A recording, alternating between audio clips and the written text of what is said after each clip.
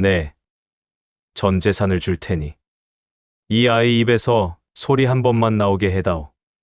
의원이란 의원은 다 데려와 봤고 굿이란 굿도 다 해봤소. 이제 남은 건 당신밖에 없소. 이 말을 누가 했겠습니까? 한양에서 이름난 대감이, 그것도 늙은 악사 앞에서 이렇게 사정을 한 겁니다. 그날 대감은 정말 무릎을 꿇어버렸고요. 말 끄는 손녀와 악사 둘만 방 안에 남겨두고 방문도 조용히 닫아버렸지요. 그리고 늙은 악사가 해금을 들었습니다. 그런데 참 이상한 일이 벌어졌습니다. 석 달 내내 울지도 않던 그 아이가 그 소리를 듣고 가만히 눈물을 흘리기 시작한 겁니다. 자, 그러면 궁금해지지요. 대감은 대체 왜 마지막 희망을 저 늙은 악사한테 건 걸까요? 오늘 이야기는 바로 거기서부터입니다. 사람 하나 살리는 일이 꼭 의원 손에서만 나오는 건 아니구나. 그걸 조용히 보여주는 이야기지요. 한번 들어보시겠습니까? 한양 저작거리였습니다. 해가 뜨기도 전이라 골목에 찬 기운이 아직 남아있던 때였지요. 포졸 둘이 약방 골목을 쭉 가르며 지나갑니다. 사람들이 슬쩍슬쩍 비켜섭니다. 그 가운데 끼어 있는 건 등이 굽은 노인 하나였습니다. 손에는 낡은 해금 하나, 딱 그것뿐이었지요. 칼도 없고 보따리도 없고 그저 해금 하나만 품에 안고 있었습니다. 사람들이 수군거렸습니다. 저 늙은이가 뭘 했대? 대감댁에서 직접 사람을 보냈다더라. 노인이 고개를 들었는데 한쪽 눈이 흐릿했습니다. 앞이 시원찮은 사람이지요. 포졸이 팔을 잡아당기자 노인이 비틀거립니다. 그 바람에 해금이 땅에 떨어질 뻔했지요. 그런데 이 노인, 자기 몸보다 먼저 해금을 끌어안습니다. 그 모습이 참 보는 사람 마음을 이상하게 했습니다. 이 사람 이름이 복만입니다. 나이는 70 가까이 되었고 장터에서 상여 소리 반주나 하며 겨우 입에 풀칠하던 악사였지요. 그러니 가진 게 있겠습니까? 금이 있기를 하나, 약방 비방이 있기를 하나, 그저 줄다른 낡은 해금 하나뿐이었습니다. 그런데 말입니다. 대감댁 가장 깊은 근심이 하필이면 이 사람 손에 걸리게 된 겁니다. 이야기를 조금 되감아 보겠습니다. 석 달 전이었습니다. 대감댁 앞마당 한가운데 큰 화덕이 놓여 있었지요. 불이 활활 피어오르고 있었습니다. 하인 셋이 짐을 나릅니다. 괴짝도 나오고 보자기도 나오고 옷가지도 나옵니다. 전부 한 사람 물건이었지요. 대감댁 종손의 아내, 3년 전에 병으로 먼저 간 그 여인의 유품이었습니다. 대감 이판서는 마루에 서서 그걸 지켜보고 있었습니다. 팔짱을 끼고요. 그리고 이렇게 말하지요. 탁한 기운이 집 안에 남아있으면 좋을 게 없다. 다 태워라. 말이 떨어지자 옷이 불로 들어갑니다. 빛도 들어갑니다. 그러더니 낡은 해금 하나가 하인 손에 들려 나오는 겁니다. 바로 그때였습니다. 마루 끝에 서 있던 아이 하나가 움직였습니다. 연희, 14살, 죽은 어머니 외동딸이지요. 이 아이가 맨발로 마루에서 뛰어내립니다. 그리고 마당을 가로질러 하인 손에 있던 해금을 확 낚아채 버립니다. 대감이 말합니다. 놔라. 연희는 해금을 가슴에 꼭 안고 고개를 젓습니다. 놔라 했다. 대감이 손짓을 하지요. 하인이 다가갑니다. 연희 팔에서 해금을 빼내는데 아이가 얼마나 버티던지 팔이 다 굳어버린 듯 했지요. 그래도 어른 힘을 당해내겠습니까? 하인이 더 세게 잡아당기자 해금이 결국 연희 손에서 빠져나와 버립니다. 그리고 그대로 불 속으로 들어갑니다. 나무 갈라지는 소리가 나고 줄이 탁 끊어지면서 짧게 한 번 울지요. 딱 한 번. 그 뒤로는 아무 소리도 안 납니다. 연희는 그 불을 그저 바라보고만 있었습니다. 맨발로 가만히 한참을요. 유모 순덕이 달려와 연희를 안아 올리는데 이 아이가 안기질 않습니다. 몸이 아주 나무 토막처럼 굳어 있었거든요. 그날 밤이었습니다. 연희가 방에 들어갔습니다. 순덕이 이불을 펴주려 다가가자 연희가 딱 한마디를 합니다. 왜요? 그 한마디, 그게 마지막이었습니다. 그 뒤로 석 달 동안 연희 입에서 소리가 뚝 끊겨버렸지요. 대감도 가만히 있지는 않았습니다. 돈 아끼지 않았지요. 첫 번째 의원이 왔습니다. 맥도 짚고 침도 놓고 약도 지어봅니다. 그런데 연희는 약사발을 아예 들지 않습니다. 순덕이 입에 대주면 고개만 휙 돌려버립니다. 결국 의원은 할 수 있는 게 없어서 물러나지요.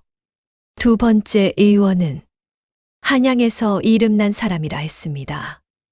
연희 눈도 들여다보고 혀도 살펴보더니 이렇게 말합니다. 몸에는 병이 없습니다. 마음이 다친 것입니다. 대감이 곧장 묻지요. 그럼 어떻게 여는가? 그런데 정작 그 의원도 대답을 못합니다. 약간만 챙겨서 돌아가 버렸지요. 그 다음엔 무당이 왔습니다. 마당에서 굿을 버렸는데 징 소리 꽹과리 소리가 담장을 넘고 집안을 흔들어도 연희 방은 꼼짝이 없었습니다. 문은 닫혀 있고 안에서는 아무 소리도 안 납니다. 무당이 세 시즌이나 떠들어도 연희는 벽만 보고 앉아 있었지요. 대감은 거기서도 멈추지 않았습니다. 궁에서 쓴다는 약재까지 구해왔지요. 녹용, 사향, 우학, 좋다는 건 다 다려서 방 안으로 들여보냈습니다. 순덕이 숟가락을 들고 옆에 앉아 있어도 연희는 그 숟가락을 쳐다보지도 않았습니다. 석 달 동안 그 아이가 먹은 건 물면 모금에 순덕이 겨우 적셔 넣어준 미음 조금이 전부였지요.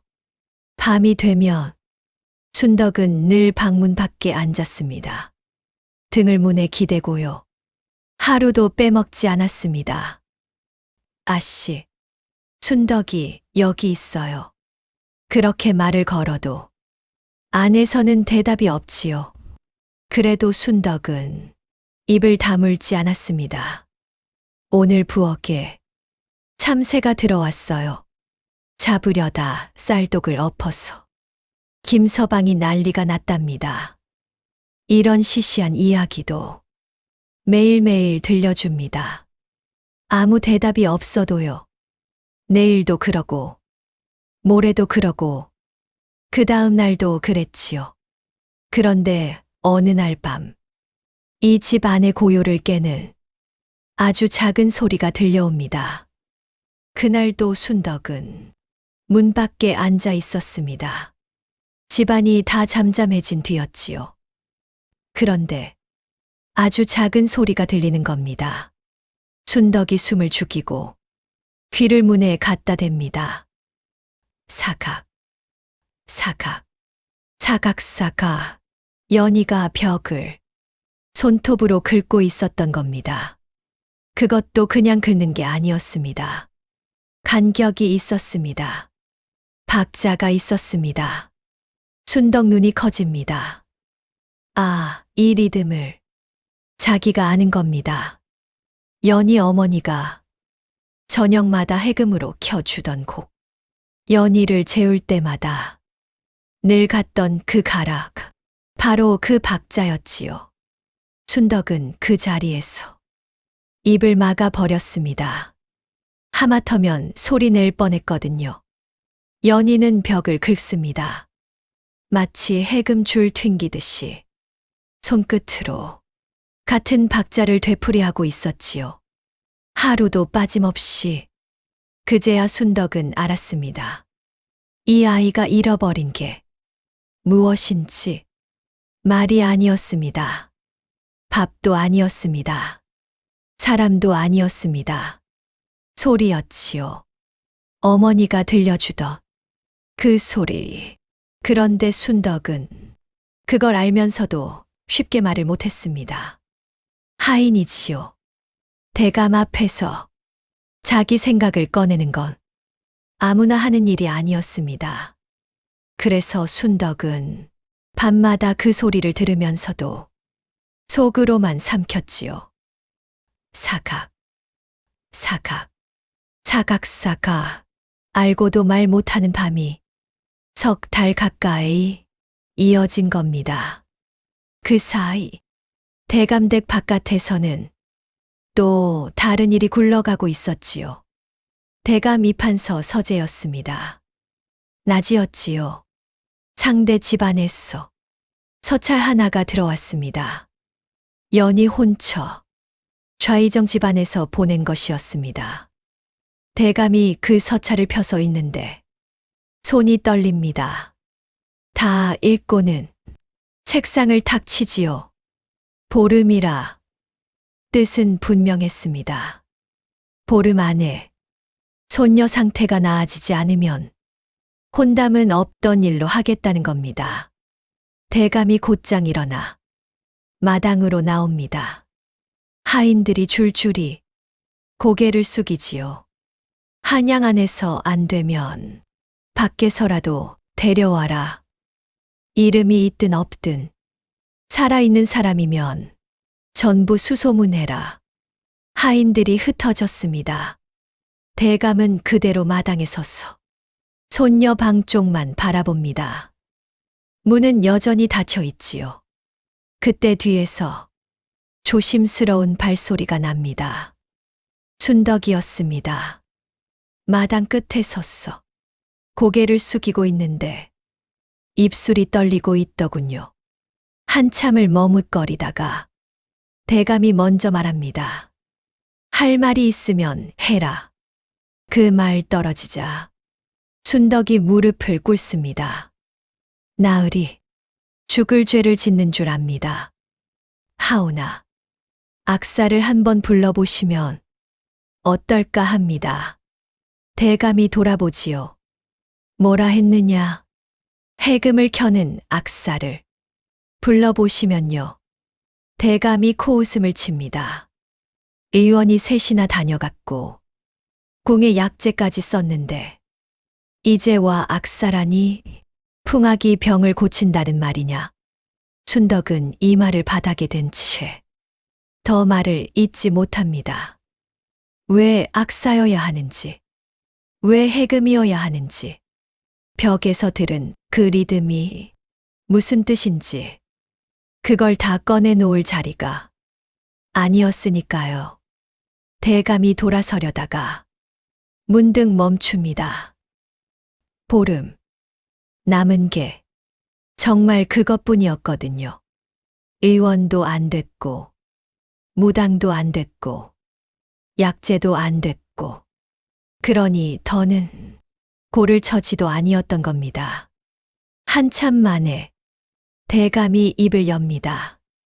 수소문해 봐라.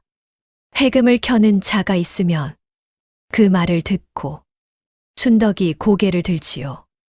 눈에 물기가 맺혀 있었지만 그 자리에서 울지는 않았습니다. 울 수 있는 처지가 아니었으니까요. 한양 남대문 박장터. 해가 조금 기울 무렵이었습니다. 사람들이 오가고 떡 파는 소리, 엿 파는 소리, 아이들 뛰는 소리도 들립니다. 그런데 그 한가운데 아무도 오래 머물지 않는 자리가 하나 있었지요. 장터 끝. 빈 가마니 위에 등 굽은 노인 하나가 앉아 있었습니다. 무릎 위에는 해금. 활을 쥔 손은 느리고 움직임도 조심스럽습니다. 복만이었지요. 해금 소리가 흘러나오는데 참 가늘고 낮았습니다. 바람에 좀만 섞이면 금세 흩어질 것 같은 소리였지요. 지나가던 사람이 한 번 힐끗 보다가도 그냥 가버립니다. 아이들도 앞만 보고 뛰어갑니다. 복만 앞에 놓인 바가지에는 엽전 한 입조차 없었지요. 그래도 복만은 개의치 않았습니다. 눈을 감고 그저 자기 소리만 켰지요. 한쪽 눈은 거의 보이지 않았고 남은 한쪽도 흐릿했으니까 오히려 듣는데 더 기대고 있었는지도 모르겠습니다. 곡이 끝났습니다. 아무도 박수치지 않습니다. 복만은 해금을 내려놓고 활에 묻은 송진을 손가락으로 만집니다. 오래 묵은 송진이었지요. 예전에 칠해놓은 게 굳고 갈라져 있었습니다. 그때 무거운 발소리가 다가옵니다. 포졸이었지요. 너 해금 켜는 놈 맞지? 복만이 고개를 듭니다. 해금이야 켭니다만 무슨 일이시오? 대감댁에서 부른다. 따라와라. 복만이 천천히 일어섭니다. 무릎이 시큰합니다.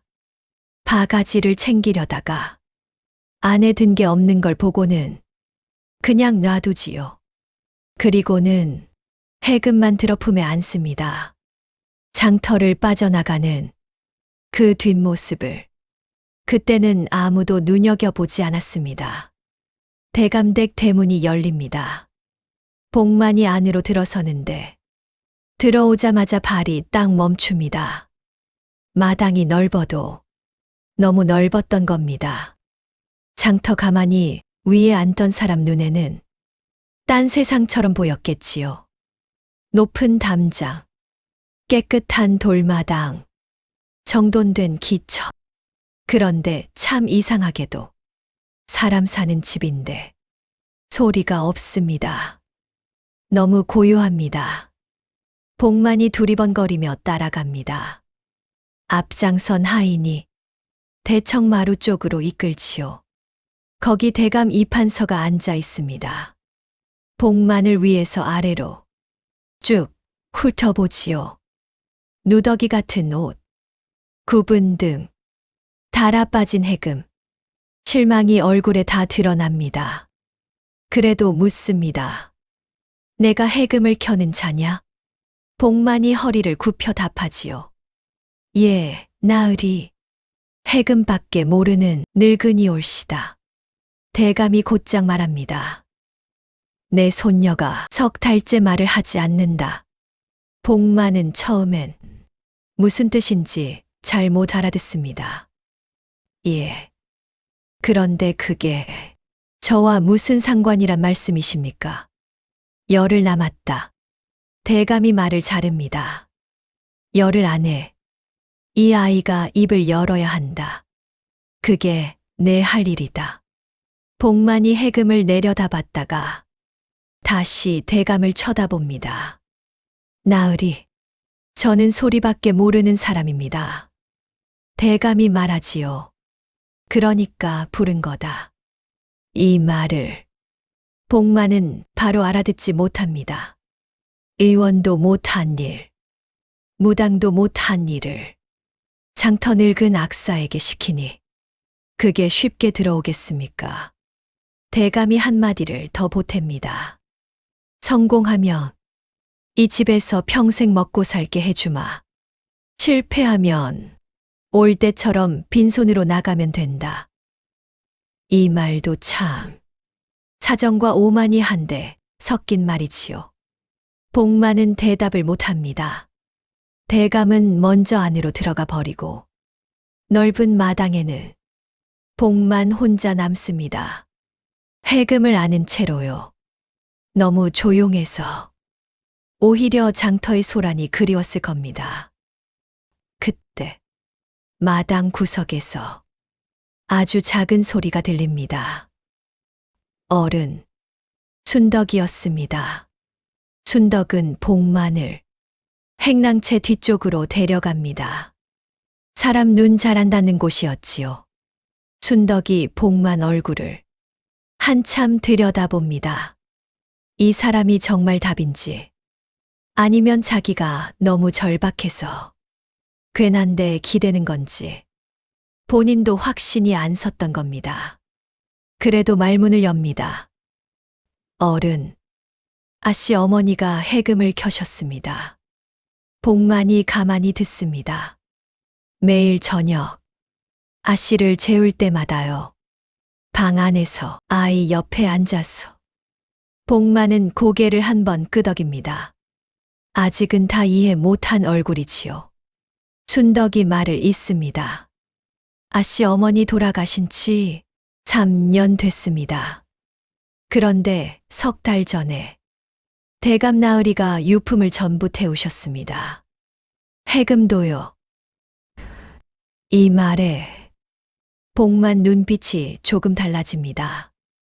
그날 밤부터 아씨가 말을 끊었어요. 복만이 한참 눈을 내리깔고 서 있지요. 뭔가 잊고 있던 걸 더듬는 사람처럼요. 그래서 악사를 부른 거요. 제가 부탁드렸습니다. 나으리께. 그러고는 순덕이 주변을 한번 살핍니다. 사람 없는 걸 확인하고 복만 소매를 살짝 잡아당기지요. 보여드릴 게 있어요. 연희 방 앞까지 데려가더니 문은 열지 않습니다. 대신 옆방으로 돌아 들어갑니다. 벽 하나를 사이에 두고 연희 방벽이 보이는 자리였지요. 여기요. 순덕이 벽 아래를 가리키는데 긁힌 자국이 있습니다. 손톱으로 긁은 흔적. 얕지만 선명하고 간격도 일정했지요. 복만이 그 자리에서 무릎을 꿇습니다. 얼굴을 가까이 대고 손가락으로 간격을 짚어봅니다. 하나, 둘, 셋. 멈춤. 하나, 둘. 멈춤. 하나, 둘, 셋, 넷. 그러다 손이 멈춥니다. 표정도 바뀝니다. 흐릿하던 눈이 그 순간만큼은 번쩍하지요. 이건 복만이 자국에서 손을 떼지 못합니다. 처음부터 다시 짚으며 입술로 박자를 세고 있지요. 이건 내가 예전에 후배 악공한테 가르쳐줄 가락인데. 순덕이 숨을 들이쉽니다. 그 후배가 누구였습니까? 복만은 눈을 감고 한참 기억을 더듬습니다. 이름이 생각이 나지 않소. 30년도 더 된 일이야. 관아 악공 시절이었는데 끝내 이름은 못 떠올립니다. 그래도 한마디는 분명히 하지요. 다만 이 가락만은 틀림없소. 내가 만든 것이니까. 그 말에 순덕 눈에 물이 고입니다. 아씨 어머니는 관아 악공의 아내였어요. 두 사람 사이가 그 순간 잠잠해집니다. 생각해보면 참 묘한 인연이지요. 30년 전 한 늙은 악사가 후배에게 가르쳐준 가락 하나. 그게 후배 아내 손을 거쳐 어머니의 자장가가 되고 14해 동안 아이를 재우던 소리가 됩니다. 그런데 어머니가 죽고 해금이 타버리고 소리가 끊기자 아이도 입을 닫아 버린 겁니다. 그런데 또 공교롭게도 그 가락을 만든 사람은 아직 살아 있었던 거지요. 장터 끝에서 아무도 듣지 않는 해금을 켜면서요. 끊어진 줄인 줄 알았는데 실은 아직 이어져 있었던 겁니다. 복만이 벽에서 손을 떼고 해금을 내려다봅니다. 낡은 활, 갈라진 송진. 이 가락을 켜면 되겠소. 춘덕이 고개를 천천히 젓습니다. 모르겠어요. 다만 아씨가 매일 밤 이 리듬을 긁고 있습니다. 석 달 동안 하루도 안 빼고요. 그 말을 듣고 복만이 느리게 고개를 끄덕입니다. 다음 날 오후였습니다. 대감댁 마당에 대감이 대청마루에 앉아 있고 하인 둘이 양옆에 서 있었습니다. 춘덕은 마루 끝에 조용히 서 있었지요. 복만은 마당 끝에 앉았습니다. 연희 방에서 가장 먼 자리였습니다. 해금을 무릎 위에 올리자 대감이 짧게 말합니다. 시작해라. 복만이 숨을 한 번 고르고 활을 듭니다. 그리고 천천히 그 가락을 켜지요. 30년 전에 만들고 옛날 후배에게 가르쳐 줬던 바로 그 자장가였습니다. 소리는 가늘고 낮게 마당을 타고 흘렀습니다. 담을 스치고 기둥 사이를 지나가고 닫힌 문 앞으로도 닿아봅니다. 대감이 방 쪽을 쳐다봅니다. 문은 닫혀 있습니다. 곡이 끝나도 안에서는 아무 기척이 없습니다. 대감이 일어나지요.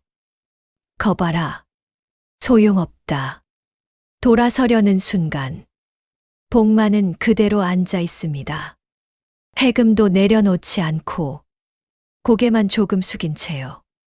그 얼굴을 보면 실패해서 멈춘 게 아니었습니다. 처음부터 알고 있었던 겁니다. 마당 끝에서 울리는 소리로는 닿지 않는다는 거요. 복만이 고개를 들고 춘덕을 봅니다. 아이 어머니가 해금을 켤 때 어디서 켰소? 춘덕이 곧장 답하지요. 마루가 아니라 방 안에서요. 아이 옆에 앉아서요. 그 말을 듣고 복만이 고개를 끄덕입니다. 그렇지요. 어머니는 멀리서 켜지 않았습니다. 마당에서 흘려보낸 게 아니었습니다. 이불 곁에서 아이 귀 가까이에서 들려준 소리였지요. 소리는 같아도 거리가 다르면 닿는 모양이 달라집니다. 복만이 일어서는데 무릎이 좋지 않아 한 번에 쑥 일어나지질 않습니다. 그래도 버티고 서서 말합니다. 나으리, 방 안에서 켜게 해주시오. 대감이 굳은 얼굴로 돌아봅니다. 뭐라? 방 안에 들어가서 아이 곁에서 켜겠습니다. 대감 얼굴이 더 굳어집니다. 석 달 동안 그 방에는 아무도 들이지 않았다. 잘못 건드리면 아이가 더 물러설 수도 있어. 복만은 변명하지 않습니다. 그저 가만히 기다립니다. 대감과 복만 사이에 침묵이 길게 흐르지요. 그때 순덕이 한 발 앞으로 나섭니다. 나으리, 한 번만 두고 보십시오. 이때 처음으로 순덕이 고개를 숙이지 않고 말합니다. 대감도 그걸 봅니다. 한참을 입 다물고 서 있더니 마침내 말하지요. 반시진이다. 반시진만 허락한다. 방 안으로 문이 열렸습니다. 복만이 방 안으로 들어서는데 안은 꽤 어두웠습니다.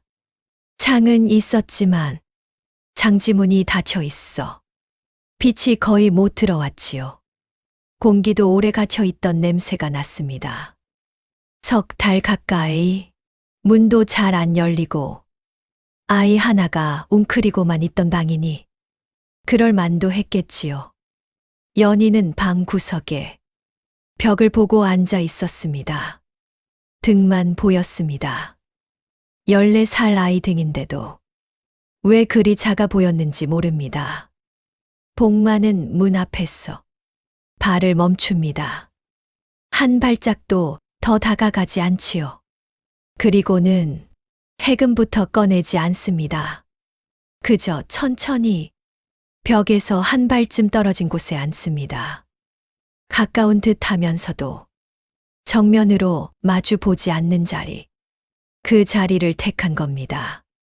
아무 말도 하지 않습니다. 방 안에는 두 사람 숨소리만 남지요. 한참이 지나도 연희는 움직이지 않습니다. 벽만 봅니다. 복만도 아이를 빤히 보지 않습니다. 바닥 쪽을 보고 앉아 있지요. 이 사람은 애초에 말하러 들어온 게 아니었으니까요. 문 밖에서는 대감이 서성이는 발소리가 들립니다. 순덕이 막는 듯한 기척도 나고요. 그제야 복만이 해금을 무릎 위에 올립니다. 바로 켜지 않습니다. 줄 하나를 손가락으로 툭 튕깁니다. 땡! 하나가 작은 방 안에 퍼집니다. 밖에서는 바람에 날아갔을 소리가 이 안에서는 벽에 부딪혀 다시 돌아오지요. 그때였습니다. 연희 어깨가 아주 조금 움직입니다. 정말 아주 조금. 안 보고 있으면 모를 만큼 미세했지요. 그런데 복만은 봤습니다. 한쪽 눈이 흐린 사람인데도 그 순간은 놓치지 않았지요. 소리가 닿았다는 걸 안 겁니다. 조금 더 기다렸다가 다시 한 번 줄을 튕깁니다. 땡. 같은 줄. 같은 그리고 나서야 아주 천천히 활을 줄 위에 얹습니다. 복만이 드디어 가락을 켭니다. 30년 전에 만들었던 그 자장가였지요. 처음에는 정말 작게 켰습니다.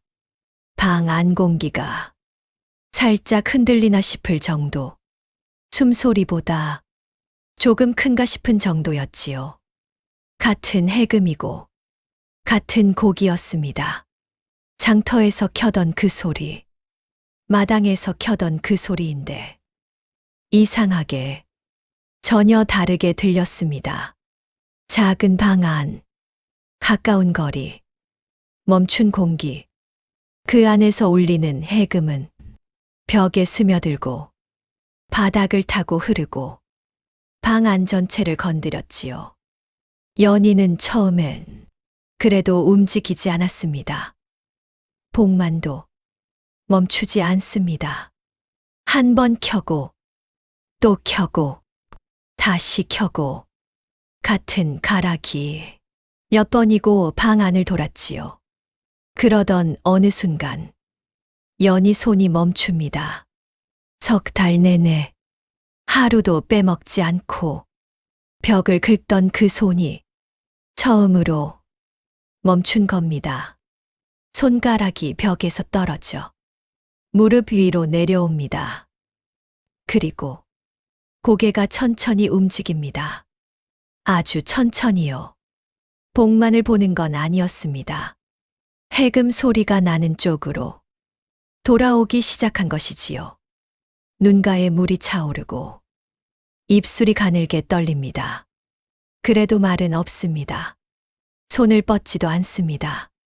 그저 몸이 아주 조금 소리 나는 쪽으로 기울 뿐이었지요.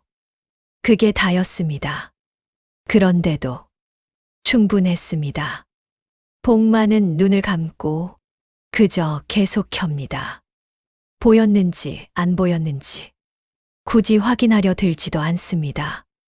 소리로 할 일을 하는 사람처럼요. 문 밖에서는 순덕이 입을 트어막고 울고 있었습니다. 소리라도 나면 깨질까 싶어서요. 얼굴이 다 구겨질 만큼 울고 있었지요. 석 달 동안 참아 온 것이 그제야 한꺼번에 터진 겁니다. 대감은 마루에 섰어 그 모습을 봅니다. 방 안에서 해금 소리는 흘러나오고 순덕은 울고 있고 그런데 그 순간 대감은 아무 말도 못합니다. 다음 날 아침이었습니다. 순덕이 죽을 들고 방 앞에 섭니다. 석 달 동안 매일 아침 가져갔다가 그대로 들고 나왔던 바로 그 죽이지요. 문을 엽니다. 그런데 방 안 풍경이 전날과 다릅니다. 연희가 벽을 보고 있지 않습니다. 창 쪽을 보고 앉아 있습니다. 장지문 틈으로 가느다란 빗줄기가 들어오고 있었지요. 순덕이 죽상을 내려놓고 숟가락을 곁에 둡니다. 연희가 천천히 고개를 돌립니다. 숟가락을 봅니다. 그리고 손을 뻗어 말 없이 숟가락을 들어 먹기 시작합니다. 순덕 쪽을 돌아보지도 않습니다. 그런데도 충분했지요. 이 아이가 제 손으로 숟가락을 들었으니까요. 순덕은 바로 방을 나옵니다. 마루를 건너는데 다리가 풀려 난간을 짚어야 했습니다. 그때 대감이 서재에서 나옵니다. 순덕이 겨우 말하지요. 나으리, 아씨가 죽을 드셨습니다. 대감이 걸음을 멈춥니다. 순덕 얼굴을 보는데 이 사람은 울고 있고 입은 또 웃고 있습니다. 울음과 웃음이 한 얼굴에 같이 올라온 겁니다. 대감이 방 앞까지 갑니다. 그래도 안으로는 못 들어갑니다. 문틈으로만 들여다보지요.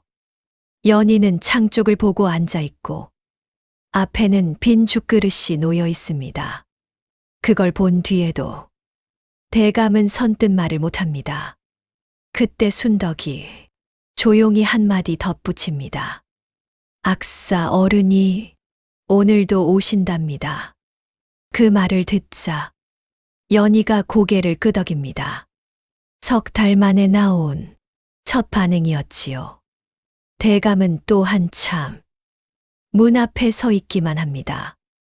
들어가지도 못하고 돌아서지도 못하고 돈도 있었고 권세도 있었고 좋다는 건 다 동원했는데 끝내 열지 못한 문을 낡은 해금 하나가 살짝 열어버린 겁니다.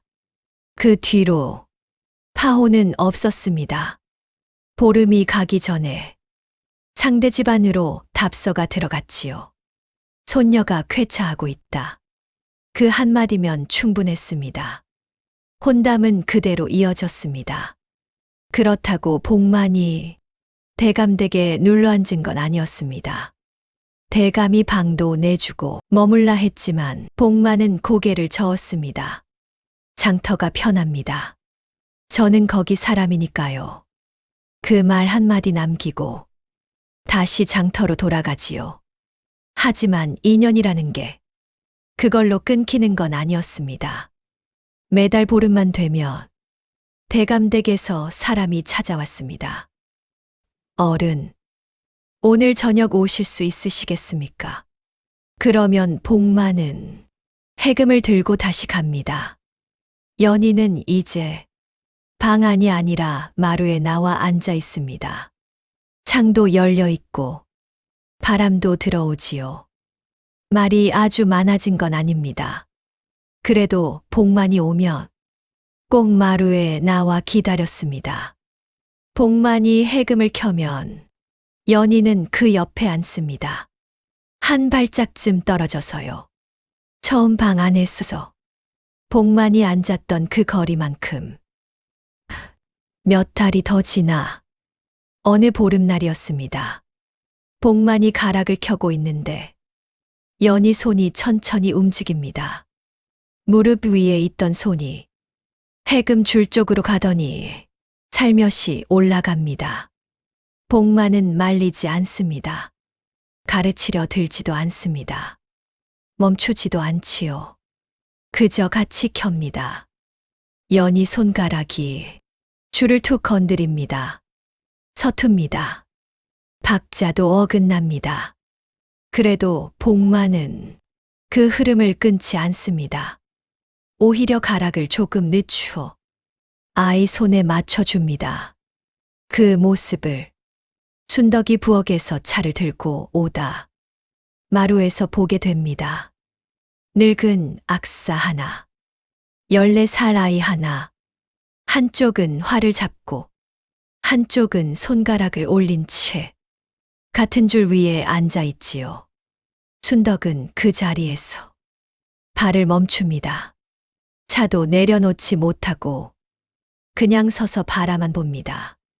복만 해금에는 이제 송진 자국이 두 사람 몫으로 남게 되었지요.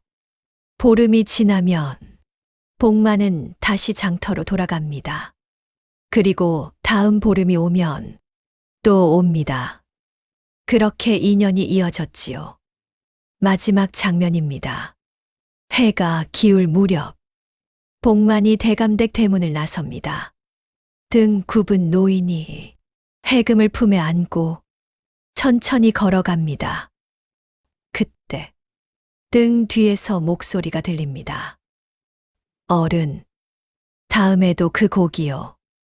복만은 돌아보지 않습니다. 그저 손만 한 번 등 뒤로 들어 보이지요. 주름진 손이 가볍게 흔들립니다. 그 뒤로는 걸음이 조금 빨라집니다. 장터로 돌아가는 길. 해금 위로 저녁빛이 내려앉습니다. 낡은 나무 위 오래된 송진 자국이 반짝입니다. 30년 전에 묻은 것과 이제 새로 묻은 것이 나란히 놓여 있지요. 인생이라는 게 꼭 큰 사건 하나로만 갈리는 건 아닌가 봅니다. 어떤 날은 소리 하나가 사람을 붙들고 어떤 만남 하나가 끊어진 줄을 다시 잇기도 하지요. 오늘 이야기는 바로 그런 이야기였습니다. 이야기가 마음에 닿으셨다면 다음 이야기에서도 함께 해 주시지요.